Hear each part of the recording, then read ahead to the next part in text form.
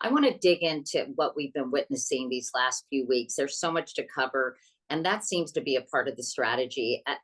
They are aggressively flooding the zone, per Steve Bannon, with a dizzying stream of executive orders and confounding announcements, from remaking Gaza to the Riviera, the Middle East, to taking over the Kennedy Center, to calling it the Gulf of America, there are almost too many to name. Is this strategy of muzzle velocity that Steve Bannon talks about typical for a would-be autocratic leader? And is this something that you've seen in other places, or is this a new and unique approach to the Trump administration? This is absolutely standard practice. I mean, Putin invented it, and maybe he didn't invent it, but he was the great practitioner of it.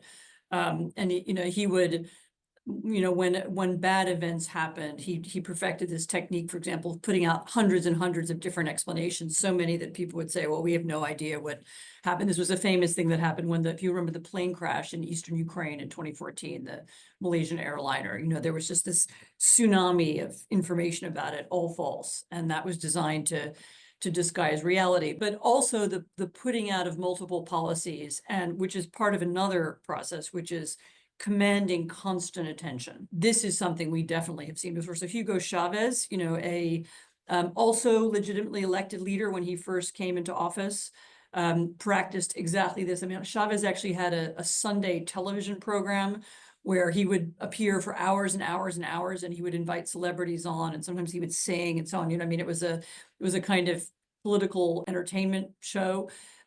He ran that, and that was just him on TV, and he constantly sought to dominate the news and the airwaves all the time. What you do when you do that is you eliminate the idea that there's an alternative. You make your opponents seem absent, and you can hear this in the US in the last few years, like, where are the Democrats? And the answer is they're there, and some of them are saying things, and there are But they things can't get happening, any airtime. but you're not hearing them. And that's because the success that the system have dominated. I mean, there are others. Lopez Obrador, the previous president of Mexico, used to run, who had very autocratic tendencies, and actually also did a lot of damage to the Mexican civil service and other Mexican institutions.